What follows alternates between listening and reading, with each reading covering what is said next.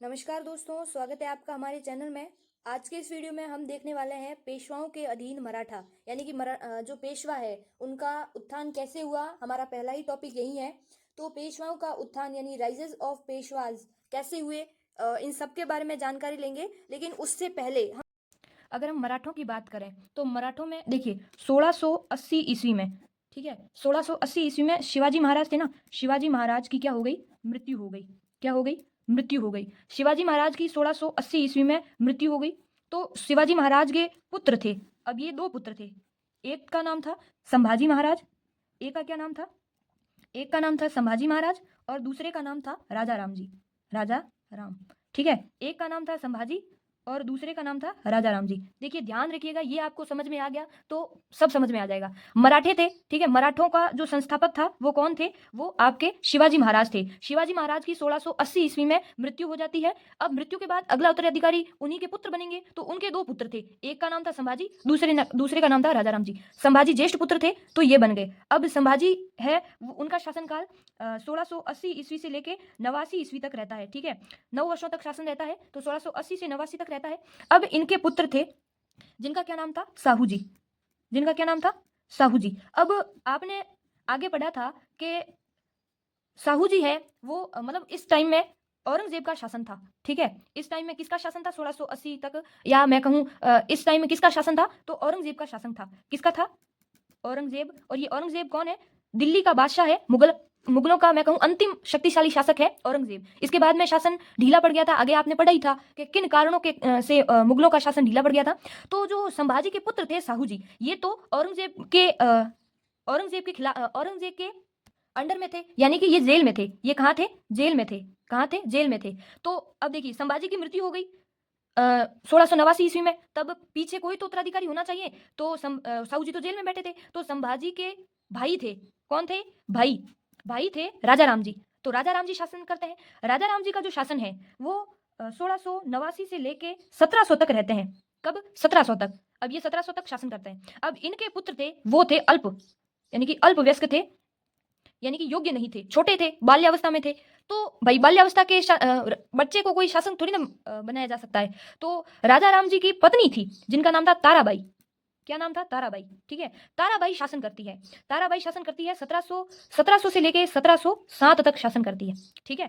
समझते जाइएगा, एक एक पॉइंट को क्लियर कर रही हूं मैं, ठीक है। समझाती हूं वापस से। मराठा जो शक्ति थी वो शिवाजी ने सबसे पहले साम्राज्य स्थापित किया था।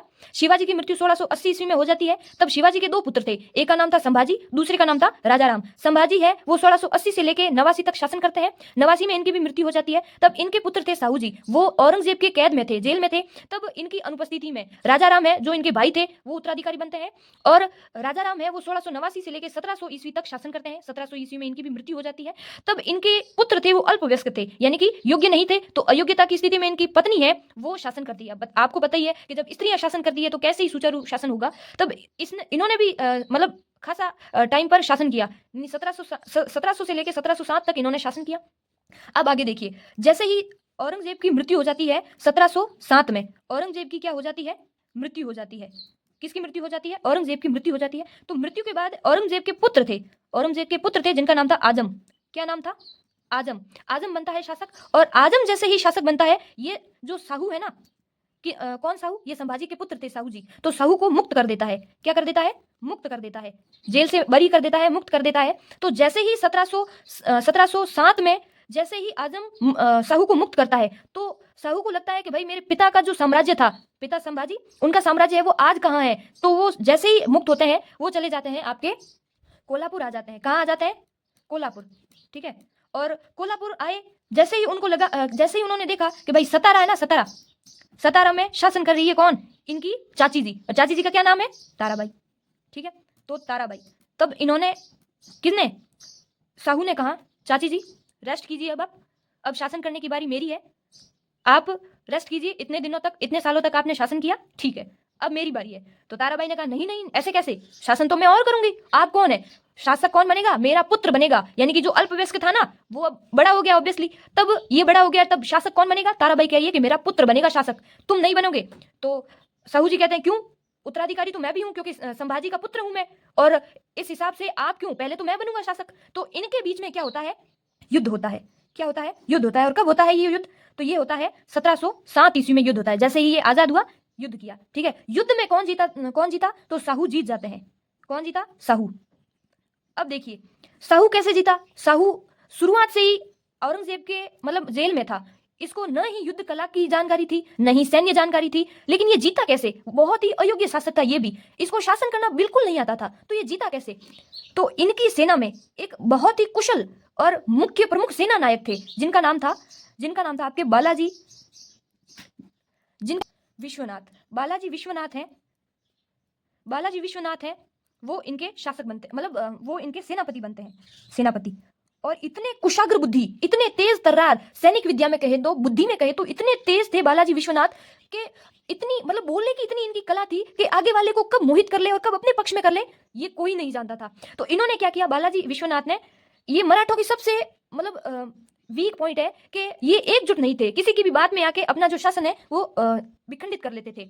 तो बालाजी विश्वनाथ ने यही एक पॉइंट को पकड़ा, और इन्होंने जैसे ही मतलब जो ताराबाई थी उनसे साहू का युद्ध हुआ, तो ताराबाई के पक्ष में बहुत ही कुशाग्र बुद्धि के सेनापति थे, सेना थी। तो इनके जो कुशाग्र बुद्धि के जो सेना थी, उनके मुख्य जो थे, उनको अपने पक्ष में मिला दिया, अपनी चुपड़ी चौपड़ी बातों में मिला के, ठीक है। अब बालाजी विश्वनाथ के वो मतलब बालाजी विश्वनाथ साहू के पक्ष में थे, और वो जो सेना थी, जो मुख्य सेनापति थे, वो किसके पक्ष में आ गए, बालाजी विश्वनाथ यानी कि साहू के पक्ष में आ गए। तो ताराबाई की सेना में बहुत ही ऐसे ढीले ढाले व्यक्ति थे, जिनके कारण ताराबाई है वो युद्ध हार गई। तब साहू है ना, ये साहू इनकी योग्यता से इतना प्रभावी हुआ कि इनको सीधा ही पेशवा का पद दे दिया।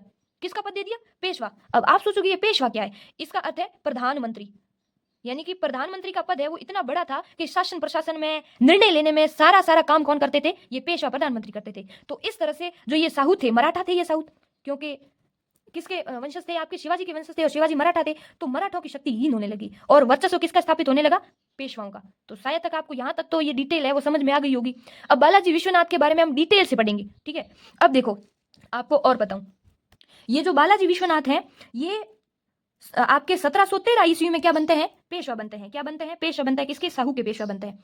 1713 ईस्वी में बनते हैं, और कब तक रहते हैं, तो 1713 से लेकर 1720 तक रहते हैं। फिर इनके पुत्र आ जाते हैं बाजीराव, ठीक है, इनके पुत्र आ जाते हैं बाजीराव। तो 1700 वो भी ऐसे ही कुशाग्र बुद्धि के थे, और हम आगे पढ़ेंगे उनके बारे में। तो 1730 से लेकर 1720 तक कौन रहते हैं, आपके बालाजी विश्वनाथ रहते हैं, ठीक है। अब ये मतलब 1707 ईस्वी में साहू बने थे, लेकिन तब तक इन्होंने किसी को भी पेशवा के पद पर नियुक्त नहीं किया था, और उनके पुराने पेशवा थे वो पेशवा के पद पर थे, लेकिन जो इनके निजी पेशवा थे बालाजी विश्वनाथ, उनको 1713 ईस्वी में इन्होंने जो ये पोस्ट थी वो ज्वाइन करवाई थी पेशवा की। अब आगे देखिए कि इनका वर्चस्व, बालाजी पेशवा है वो, इनका वर्चस्व बहुत ही ज्यादा बढ़ रहा था। इन्होंने दक्षिण भारत के 4 ऐसे राज्य हैं जिन पर आधिपत्य कर लिया था, और इतने कुशाग्र बुद्धि थे, इतने युद्ध कौशल में मतलब अर्जित थे। तो इन्होंने क्या किया, दक्षिण भारत के 4 ऐसे राज्य थे जिन पर इनका अधिकार हो गया। 4 राज्य कौन से हैं, तो देखिए सबसे बड़ा राज्य है हैदराबाद, हैदराबाद पर भी इनका शासन हो गया था।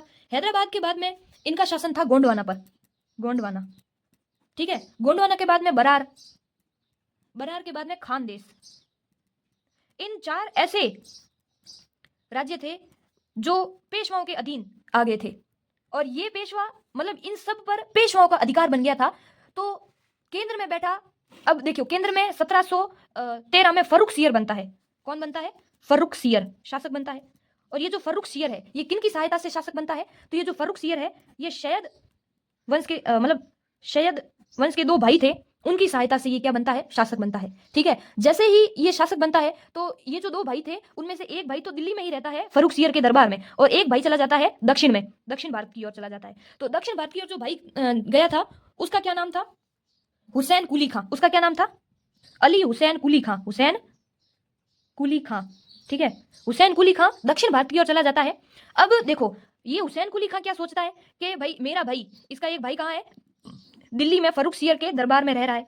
तो इसको ये लगता है कि अगर मेरे भाई ने जैसे ही अगर फर्रुखसियर के सामने कोई दगाबाजी की, या फिर सत्ता की लालसा में उसने दिल्ली पर अधिकार किया, दिल्ली पर आक्रमण किया, तो फर्रुखसियर क्या है, उसको जीवित नहीं छोड़ेगा, उसको क्या कर देगा, मार देगा। तो हुसैन कुली खां ने क्या कहा कि भाई ऐसे तो चलेगा नहीं, अगर भाई को मार दिया तो ये अकेला रह जाएगा, और अकेला क्या ही करेगा, ठीक है। भाई की बहुत बड़ी मतलब भाई है तो सब कुछ है, ठीक है। तो उसने कहा कि भाई भाई को अगर मार दिया तो ये अकेला कुछ भी नहीं कर पाएगा। तो इसने क्या किया, इसने बालाजी, उस समय बालाजी विश्वनाथ का बहुत बड़ा ही खौफ था, ठीक है, पूरे पूरे भारत में। तो उसने बालाजी विश्वनाथ यानी मैं कहूँ पेशवा, और एक तरफ मैं कहूँ तो ये पेशवा किसके थे, मराठों के अंडर में काम कर रहे थे। तो मराठों से इस ये जो हुसैन कुली था इसने मराठों की तरफ से मतलब मुगलों की तरफ से, एक तरफ से ये मुगल ही था, फर्रुखसियर मुगल था और ये मुगल दरबार में था, ठीक है। तो मुगलों की तरफ से हुसैन कुली खान ने और बाजीराव जो बालाजी विश्वनाथ था उसकी तरफ से मराठों ने संधि की थी, यानी कि मराठा और मुगलों की संधि हुई थी।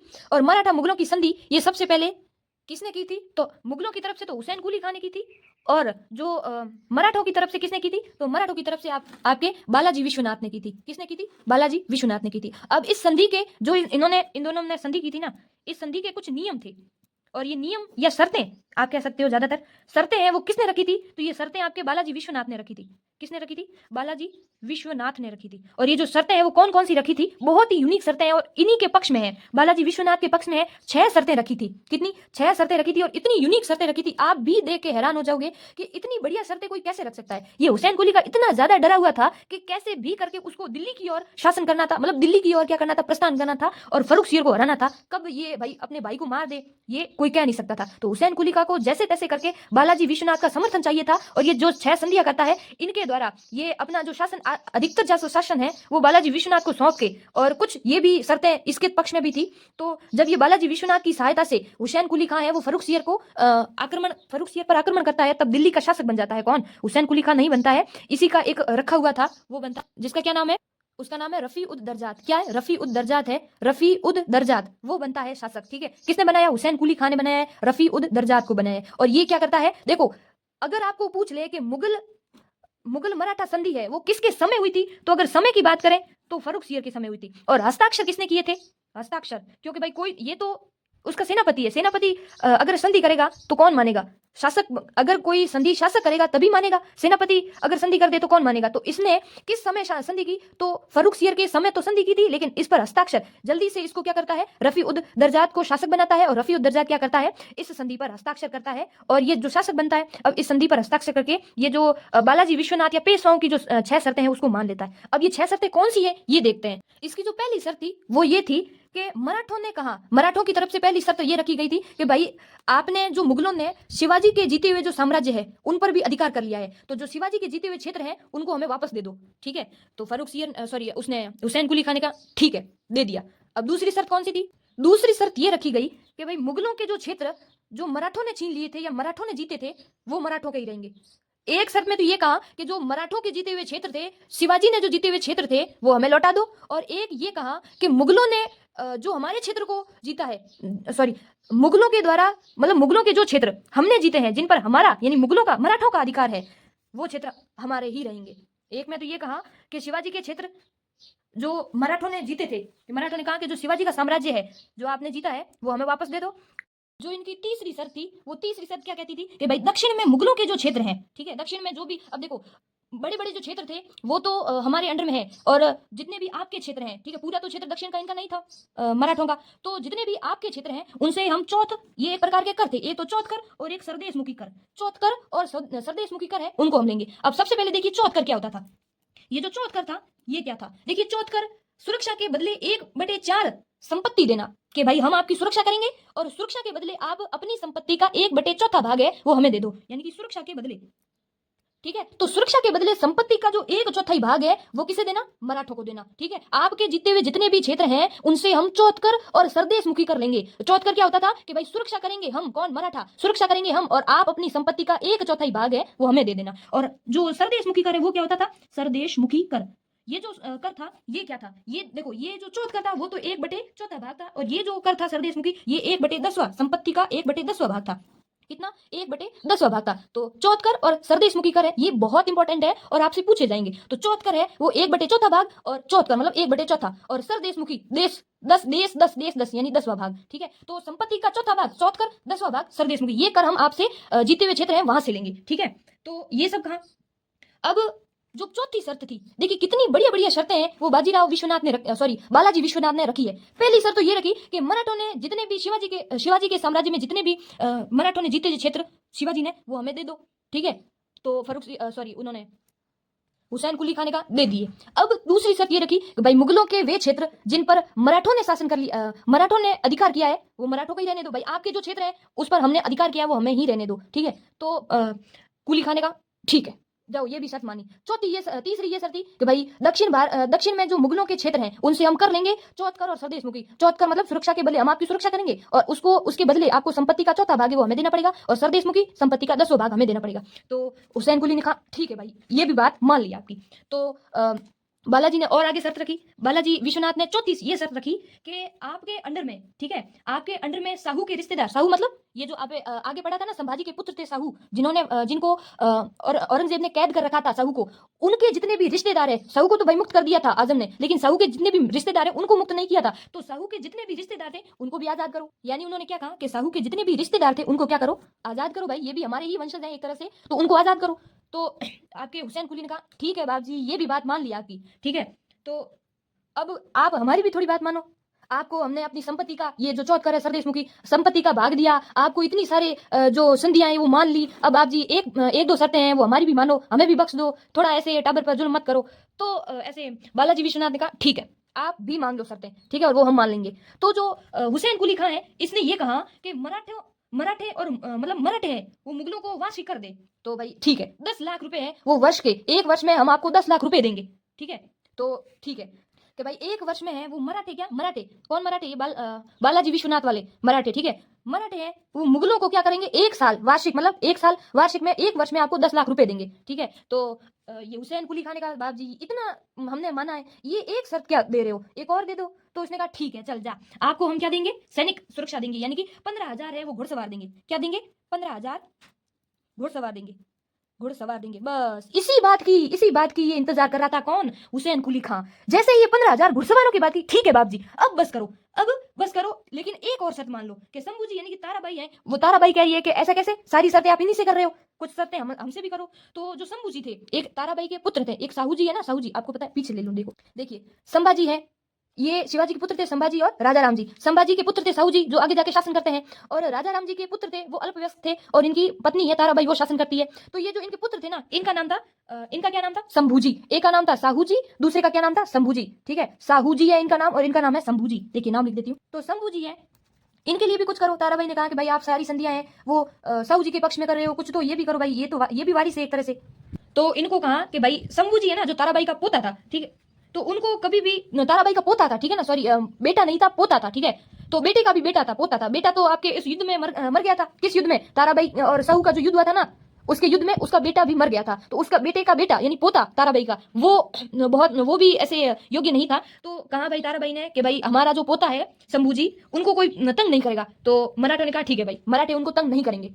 छठी शर्त क्या थी, छठी शर्त ये थी कि भाई जो शंभू जी है ना, कौन है, ये ताराबाई के पोते हैं, ठीक है ना, बेटे नहीं है, सॉरी बेटे तो उस युद्ध में मर गए थे जो साहू जी और ताराबाई के बीच में हुआ था, ठीक है। तो उन बेटे के भी बेटे हैं शंभू जी, उनको कोई तंग नहीं करेगा भाई, मराठे है ना, उनको कोई तंग नहीं करेगा। तो ठीक है, ये जो 6 शर्तें थी ये मान ली गई थी। और इन 6 शर्तों को लेके जैसे ही ये जो अच्छी शर्त कौन सी थी, इस हुसैन कुली खां की सबसे अच्छी शर्त थी कि भाई आपको 10 लाख रुपए देंगे और आपको 15,000 है वो घुड़सवार देंगे। तो जैसे ही ये घुड़सवारों की बात की, 15,000 घुड़सवार लेके दिल्ली की ओर आक्रमण करने के लिए गया। कहा गया, दिल्ली की ओर गया आक्रमण करने के लिए, फर्रुख सियर को हरा के अपना एक शासक, पीछे पीछे मैंने बताया था कि कौन सा शासक था, रफी उद दर्जात, ठीक है। उस रफी उद दर्जात, यहां लिख देती हूँ, रफी उद दर्जात, उस रफी उद दर्जात को मुगलों के स्थान पर शासक बनाया, ठीक है। और जैसे ही शासक बनाया तो इसने इस संधि के ऊपर हस्ताक्षर कर दिए। पिछले हमने बात कर ली थी कि भाई किस समय पर हुई थी, किसके समय पर हुई थी, तो फर्रुख सियर के समय पर हुई थी। हस्ताक्षर इस रफी उद दर्जात के समय हुए थे। तो इस तरह से ये जो संधि है उसको कड़ा रूप दिया गया। और अब आपको ये मतलब संधि है वो देख के ये सोच में पड़ गया होगा कि जो बालाजी विश्वनाथ है वो कितने चतुर और कुशाग्र बुद्धि के हैं। इन्होंने सारी संधियां वो अपने पक्ष में कर दी और इतनी महत्वपूर्ण संधियां की है, सारी काम की, कोई फालतू की संधि भी नहीं की। तो एक अंग्रेज विद्वान हुए जिनका नाम है रिचर्ड टेम्पल। इन रिचर्ड टेम्पल है ना, इसने इन संधियों को पढ़ा और उसने बालाजी की अपनी जो बुद्धि थी उनको नमन करते हुए कहा है कि ये जो संधि है ना, ये संधि तो मराठों की मैग्ना कार्टा है। इतनी बड़ी बड़ी संधि की है तो मराठों की क्या है, ये मैग्ना कार्टा, क्या है, ये मराठों की मैग्ना कार्टा है। और ये इस संधि को कहा है, किस संधि को कहा है, इस मुगल मराठा संधि को कहा है, रिचर्ड टेम्पल ने कहा है कि ये तो मराठों की क्या है, मैग्ना कार्टा है, ठीक है। कि भाई मुगल साम्राज्य है उसके पतन के क्या कारण थे। देखिए पहला ही क्वेश्चन है कि मुगल साम्राज्य के पतन के क्या कारण है। बहुत बार क्वेश्चन पूछा गया है कि मुगलों के जो पतन था वो क्यों हुआ था, किस समय हुआ था, कैसे हुआ था। तो देखिए मुगल साम्राज्य के पतन की बात करूं तो जैसा कि आप जानते हैं 1707 ईस्वी में, आपने आगे वाले वीडियो में भी देखा था, हमने दिल्ली सल्तनत के बारे में, सॉरी मुगलों के काल में देखा था कि बाबर ने जैसे एक नींव होती है भवन की, वो बाबर ने दी थी। ठीक है, फिर उस नींव पर सर्वाधिक जो उन्नति का कार्य है वो शाहजहां के शासनकाल में हुआ, और सॉरी अकबर के शासनकाल में नींव के सबसे उन्नति का काम हुआ था अकबर के शासनकाल में, और उसकी सर्वाधिक जो उन्नति है, ठीक है, उसका जो अंतिम समय उन्नति का वो शाहजहां के काल में हुआ, और उस नींव की जो मतलब दरारें पड़ने लगी, वो ढीली ढाली होने लगी, वो आपके औरंगजेब के शासनकाल में हुई थी। एक तरह से ये आप मान लीजिए कि 1707 ईस्वी में मुगल साम्राज्य है वो क्या हो गया था, कमजोर पड़ने लग गया था, कमजोर पड़ने लग गया था। और मुगल साम्राज्य जैसे ही मतलब 1707 ईस्वी में औरंगजेब की मृत्यु के बाद में मुगलों के ऐसे अयोग्य शासक हुए जिन्होंने उत्तराधिकार को अयोग्य घोषित कर दिया। जैसे यहीं पर अभी लिखा हुआ है, मैं आपको समझाऊं कि मुगल साम्राज्य के पतन के क्या कारण थे। मुगल साम्राज्य के पतन होने के कई कारण थे, जिनमें प्रथम ये कारण था कि भाई औरंगजेब के धार्मिक नीति कट्टर थी।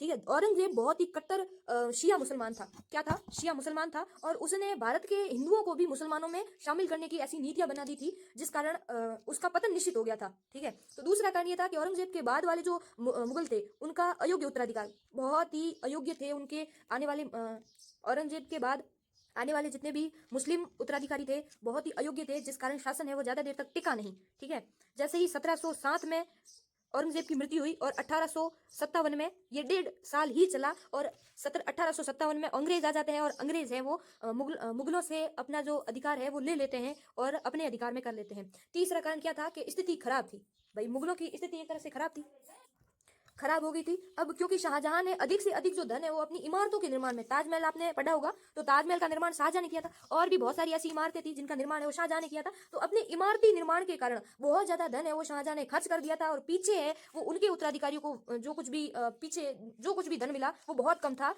शासन को चलाने के लिए। तो जिसके कारण जो शासन को चलाने के लिए साम्राज्य के पास पर्याप्त आय थी वो नहीं बची थी, जिस कारण जिसका एक कारण ये था कि मुगल साम्राज्य का क्या हो गया था, पतन हो गया था। तो एक तरह से डिटेल हमने ले लिए, ज्यादा डीप हम इसके अंदर जाएंगे नहीं क्योंकि बहुत ज्यादा लंबा हो जाएगा वीडियो। तो मुगलों का पतन क्यों हो गया था, ये आपके प्रमुख प्रमुख कारण है वो देख लिए थे, और मैंने इनकी व्याख्या भी कर ली है, और अपने हिसाब से आप अगर इनकी व्याख्या करना चाहो तो भी आगे कर सकते हो।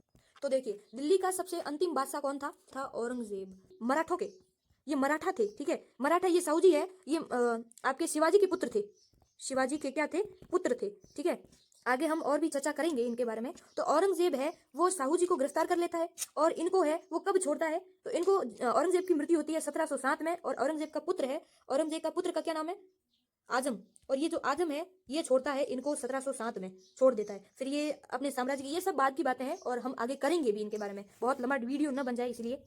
तो जैसे ही औरंगजेब की मृत्यु हो जाती है तो शासन ढीला पड़ जाता है, आपको पता ही है। शासन ढीला पड़ने के बाद में औरंगजेब के बाद में ऐसे जैसे रंगीला शाह है, ठीक है, ऐसे बहादुर शाह है, ठीक है, फर्रुख सियर है, ऐसे बहुत सारे बादशाह बनते हैं, लेकिन वो अपनी अयोग्यता के कारण क्या कर दिए जाते हैं, निष्कर्ष कर दिए जाते हैं, उनको हरा देते हैं। बड़े बड़े जो उस समय दक्षिण भारत में फैल रहे थे वो थे मराठा।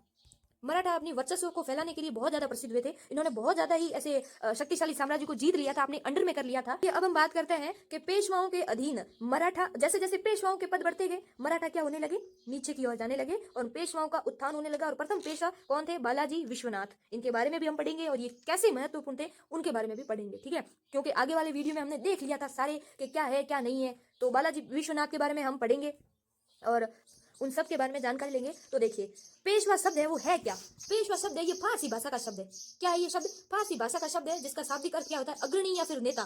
ठीक है, किंतु मराठा साम्राज्य में पेशवा कौन होते थे, प्रधानमंत्री होते थे। और शिवाजी के अष्टप्रधान, ये जो अष्टप्रधान क्या है, शिवाजी ने अपने साम्राज्य या फिर मैं कहूँ कि अपने जो प्रमुख मंत्रिमंडल है उनको अष्टप्रधान, 8 प्रमुख व्यक्ति थे, उन 8 प्रमुख संगठन थे, उनमें बांट रखा था। तो शिवाजी के अष्टप्रधान में से एक थे कौन, पेशवा। और पेशवा का अर्थ क्या होता है, अग्रणी या नेता, और इनका पद कौन सा था, प्रधानमंत्री का पद था। छत्रपति द्वारा ये नियुक्त किए जाते थे। और साहू जी, वेरी वेरी इंपॉर्टेंट, आगे हमने पढ़ा भी था कि साहू जी के समय है वो पेशवा का पद है वो आनुवंशिक हो गया। आनुवंशिक मतलब वंश क्रम पर आधारित, यानी कि बाप बना है पेशवा तो उसका बेटा उसका बेटा उसका बेटा ऐसे ऐसे क्या करेंगे, पेशवा के पद को धारित करेंगे। तो ये साहू जी के समय पेशवा पद है वो आनुवंशिक हो गया। अतः पेशवा साहू जी के पैतृक प्रधानमंत्री हुआ करते थे, यानी कि पैतृक मतलब उनके वंश क्रम के प्रधानमंत्री हुआ करते थे। आगे देखिए कि पेशवाओं का उत्थान कैसे हुआ, धीरे धीरे पेशवा अब एक महत्वपूर्ण शक्ति के रूप में कैसे उभरे, और उन्होंने मराठों को कैसे नीचे कर दिया। हालांकि थे तो पेशवा मराठों के ही साम्राज्य में, लेकिन पेशवा कैसे उभरने लगे। तो देखिए, साहू जी का पालन पोषण मुगलों द्वारा किया गया, जैसा कि हमने आगे देखा था कि औरंगजेब ने साहू जी को कैद कैद करके रखा था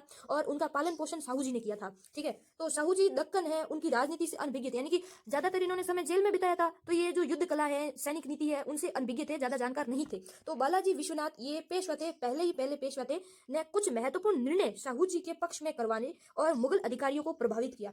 मुगल अधिकारियों को क्या किया था? प्रभावित किया था। आगे देखिए, ताराबाई कौन है? ये ताराबाई, ये ताराबाई आपके, मैंने आपको बताया भी था कि जो ताराबाई है वो कौन है?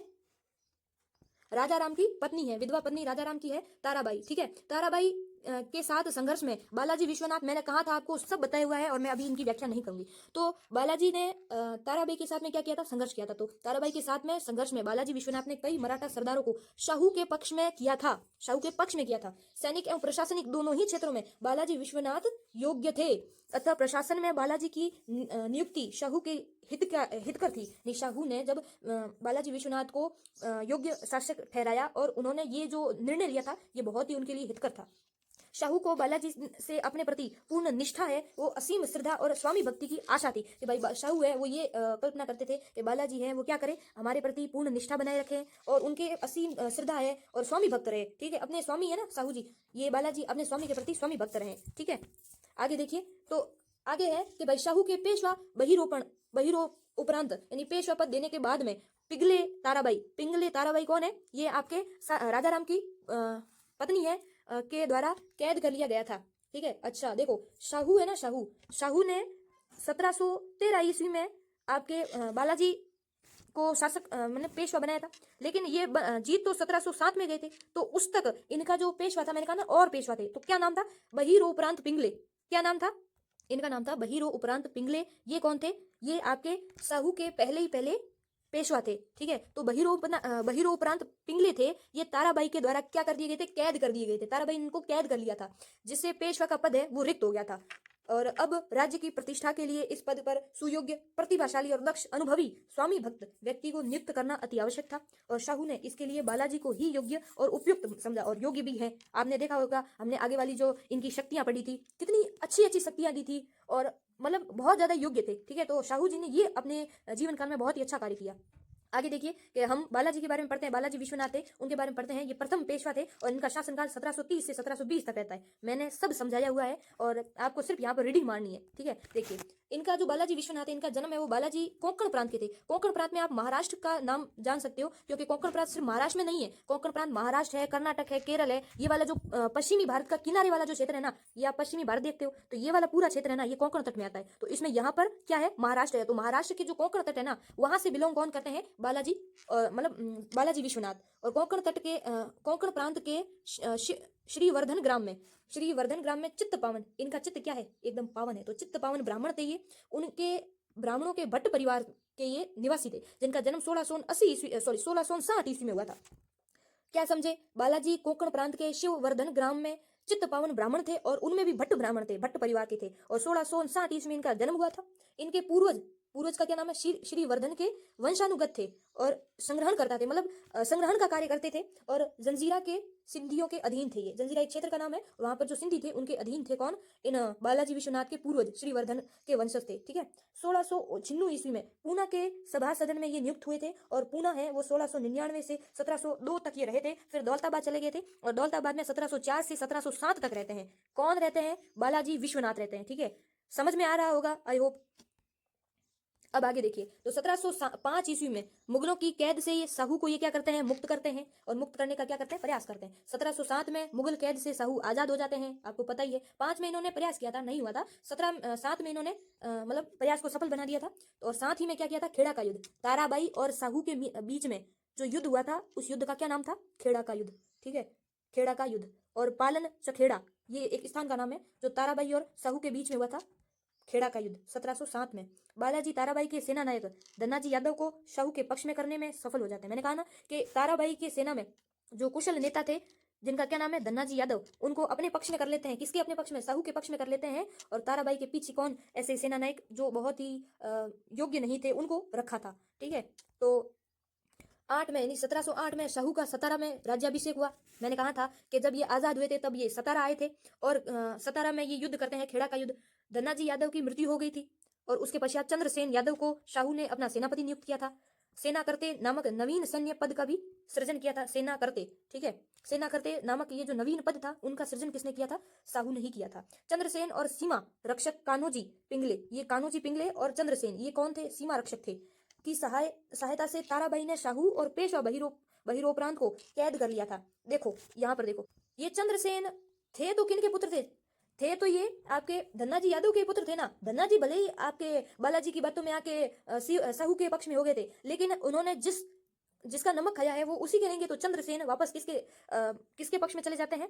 ताराबाई के पक्ष में चले जाते हैं। और ताराबाई ने चंद्रसेन और कान्होजी पिंगले इन दोनों की सहायता से शाहू को और पेशवा, उनके पहले पेशवा थे ना पेशवा बहिरोपरांत, उनको क्या कर देते हैं? कैद कर देते हैं। ठीक है, अब आगे देखिए, 1713 ईस्वी में बालाजी विश्वनाथ को पेशवा नियुक्त करते हैं।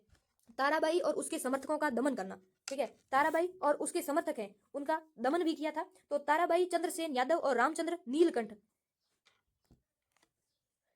ठीक है। अब आगे देखिए कि जो ताराबाई थी वो चंद्रसेन यादव और रामचंद्र नीलकंठ, इनका समर्थन प्राप्त था ताराबाई को, ये वाले समर्थन प्राप्त था। और ताराबाई है कौन? ये राजाराम की पत्नी थी। तो राजाराम की दो पत्नियां थी, एक तो थी ताराबाई और दूसरी का क्या नाम था? दूसरी का नाम आपके राजसबाई था। क्या नाम था? राजसबाई। और राजसबाई राजाराम की दूसरी विधवा पत्नी द्वारा अपने पुत्र का क्या नाम था? संभाजी द्वितीय, ठीक है। उस संभाजी द्वितीय के नाम से कोल्हापुर से छत्रपति घोषित हो गई, यानी कि वो स्वयं संभाजी द्वितीय के नाम से कोल्हापुर में छत्रपति नियुक्त हो गई। और राजसबाई कौन? राजसबाई, ठीक है। आगे हम पढ़े तो तत्पश्चात उसके बाद में बालाजी विश्वनाथ ने कई मराठा सरदारों को साहू के पक्ष में किया और मुगलों से संधि की। वेरी वेरी इंपॉर्टेंट, मैंने आपको समझाया था कि मुगल मराठा संधि है वो हुई थी। अब ये कब हुई थी? तो 1719 ईस्वी में हुई थी। और ये देखो, मुगल बादशाह थे फर्रुख सियर, शैद बंधु हुसैन अली और अब्दुल्ला खां। ये अब्दुल्ला अली खां है वो इसी के दरबार में, दिल्ली दरबार में थे, ठीक है। और हुसैन अली कहाँ थे? ये आपके दक्षिण भारत में थे। सब समझाया हुआ है आपको, बस आपको कुछ नहीं करना है। दक्षिण भारत में थे। कौन थे? दक्षिण भारत में। अब साहू है वो येसुबाई, जो इनकी माता है, ठीक है। साहू की माता का क्या नाम है? येसुबाई, ठीक है। और सावित्रीबाई जो इनकी पत्नी है, सावित्रीबाई फूले, आपने नाम तो कहीं सुना ही होगा, ठीक है। तो साहू की पत्नी, माता का नाम है येसुबाई और पत्नी का नाम है सावित्रीबाई और इनके पुत्र का नाम है मदन सिंह, साहू के, ठीक है। उनसे ये शासक थे और इनकी तरफ से जो संधि है वो कौन करता है? बालाजी विश्वनाथ करते हैं। और मुगल बादशाह कौन है इनके समय? फर्रुख सियर है। तो फर्रुख सियर के ही सेनापति थे दो, हुसैन, ये सैयद बंधु के नाम से जाने जाते हैं, जिनका नाम है हुसैन अली और अब्दुल्ला खां, ठीक है। ये संधि करते हैं। संधि की शर्तें समझाई हुई है, फिर से आप अच्छे से समझ लीजिएगा ताकि सभी है वो आपके माइंड में एकदम अच्छे से मैप बन जाए। देखिए, साहू को शिवाजी का स्वराज्य पूर्ण रूपेण मिलेगा कि भाई जो साहू है उसके पिता थे, ठीक है, शिवाजी, उन्होंने जो साम्राज्य जीता था, ठीक है, जिन पर मुगलों ने अधिकार कर लिया वो हमें दे दो। दूसरा, खानदेश, बरार, गोंडवाना, हैदराबाद और कर्नाटक, ठीक है, के सभी क्षेत्र जिन्हें पिछले कुछ वर्षों में मराठों ने जीता था, साहू को मराठा राज्य के भाग के रूप में उनको दे दो, साहू को दे दो, ठीक है। सभी समझे हुए हैं। मराठों को दक्कन में मुगल प्रांतों से चौथ कर और सरदेश मुखी कर है उनको प्राप्त करने का अधिकार दे दो। देखो अब आगे देखो, अब आगे देखो कि जो बदले में मराठे थे, ठीक है, मराठे मुगलों को 15,000 तो क्या देके है? 15,000 तो सैनिक बादशाह की सेवा में देंगे, सैनिक बादशाह की सेवा में घुड़सवार देंगे, ठीक है। और दक्कन में शांति कायम रखेंगे, ठीक है। मैंने कहा ना, ताराबाई ने कहा था कि भाई हमारे पुत्र को कोई परेशान नहीं करेगा, तो दक्कन में क्या करेंगे? शांति कायम रखेंगे। फिर साहू जी को कोल्हापुर के साहू जी को कोल्हापुर के संभाजी को परेशान नहीं करेंगे। कोल्हापुर में जो बैठे थे ना, जो आपके ताराबाई के पोते थे, उनको कोई, जो संभाजी थे ना, उनको कोई परेशान नहीं करेगा। साहू प्रतिवर्ष मुगल बादशाह को 10 लाख का क्या देगा? खैराज देगा। और मुगल बादशाह साहू की माता और अन्य मराठों को मुक्त कर देगा। मतलब मैंने कहा ना कि भाई जितने भी उनके रिश्तेदार हैं उनको मुक्त कर देगा।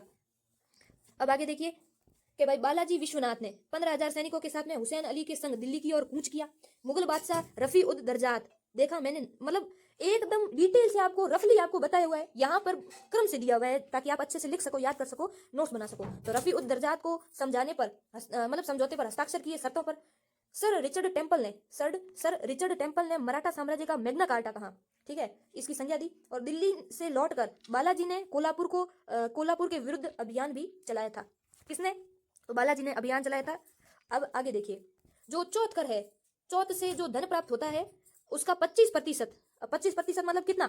10 लाख रुपए, 10 लाख मान सकते हो, 10 लाख के आसपास। उसको उसका जो भाग है वो राजा के लिए तय किया गया था। और मराठा सरदारों को प्रसन्न करने के लिए बालाजी ने पुनः जागीरदारी प्रथा को शुरू कर दिया था। पेशवा के पद को वंशानुगत बनाने के लिए बालाजी ने शाहू को केवल नाम मात्र का ही छत्रपति, मतलब देखो राजा तो शाहू ही है, लेकिन शासन प्रशासन कौन चला रहा है? पेशवा चला रहा है, ठीक है। तो पेशवा के पद को वंशानुक्रम बनाने के लिए, ये वंशानुक्रम बना कौन रहा है? खुद पेशवा ही बना रहा है। और उसके लिए बालाजी ने शाहू को केवल नाम मात्र का ही छत्रपति बनाया था। देखो देखो। और 2 अप्रैल 1720 को बालाजी की क्या हो जाती है? मृत्यु हो जाती है। और उसके पुत्र बनते हैं, और उस पुत्र का क्या नाम है? बाजीराव। क्या नाम है?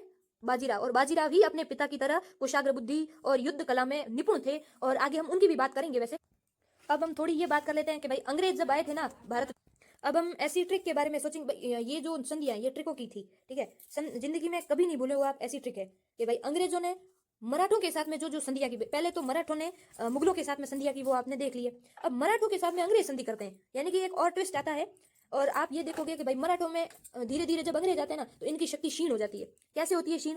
तो एक तो मराठे एकजुट नहीं थे, दूसरा ये अपना अलग अलग साम्राज्य स्थापित कर रहे थे, और अपने ही शासकों के बीच में लड़ाई हो रही थी, ठीक है। वो आपसी फूट हो रही थी, और उनका फायदा अंग्रेजों ने उठाया। वो कहते हैं ना कि फूट डालो राज करो की नीति अंग्रेजों ने अपनाई थी। तो मराठों के बीच में और अंग्रेजों के बीच में संधियां हुई थी। उन संधियों का क्या नाम है? उन संधियों का नाम है सूरत की संधि, पहली संधि, ठीक है। दूसरी है पुरंदर की संधि, तीसरी है बड़गांव की संधि, और चौथी है सलबाई की संधि। इन संधियों का हम वर्णन नहीं करेंगे, और इन संधियों की डेट क्या है वो देख लेते हैं। देखिए, सबसे पहले ये देखिए कि भाई ये जो अंग्रेज है और ये मराठा है, इनके बीच में संधियां होती है। पहली ये जो आप यहाँ पर देख रहे हो, ये ट्रिक है कि सुरपुर, बड़गांव, बाई बसी, देवगांव। सुरपुर यानी कि सूरत की संधि, पुरंदर की संधि, बड़गांव की संधि, ठीक है। सलबई यानी कि बाई, और बसीन यानी कि बसी, और देवगांव यानी कि देवगांव की संधि। देवगांव मतलब देवगांव की संधि, बसीन मतलब बसी, सलबाई यानी कि लास्ट में क्या है? बाई है। फिर बड़गांव को बड़गांव ही है, और पुर यानी कि पुरंदर की संधि, सूरत यानी कि सूर की संधि। तो इस तरह से आप देख सकते हो कि भाई सुरपुर, बड़गांव, बाई बसी, देवगांव, इस तरह से आप याद कर सकते हो। नहीं करना चाहते तो ऐसे सीक्वेंस से याद कर सकते हो। तो देखो, सबसे पहले सूरत की संधि कब होती है? 1775 ईस्वी में होती है। पुरंदर की संधि कब होती है? 1776 ईस्वी में होती है। बड़गांव की संधि कब होती है? 1779 ईस्वी में होती है। सलबाई की संधि कब होती है? 1782 ईस्वी में होती है। बसिन की संधि 1802 में होती है। देवगांव की संधि आपके 1803 में होती है। तो आज के इस वीडियो में इतना ही। वीडियो अगर अच्छा लगता है और ऐसे ही और वीडियो आएंगे, तो अभी तक अगर आपने हमारे चैनल को सब्सक्राइब नहीं किया तो सब्सक्राइब कर दो, वीडियो को लाइक कर दो, चैनल को सब्सक्राइब कर ही दिया होगा पता है, और शेयर कर दो अपने साथियों, सहपाठियों, ग्रुप साथियों के साथ में। ठीक है, धन्यवाद।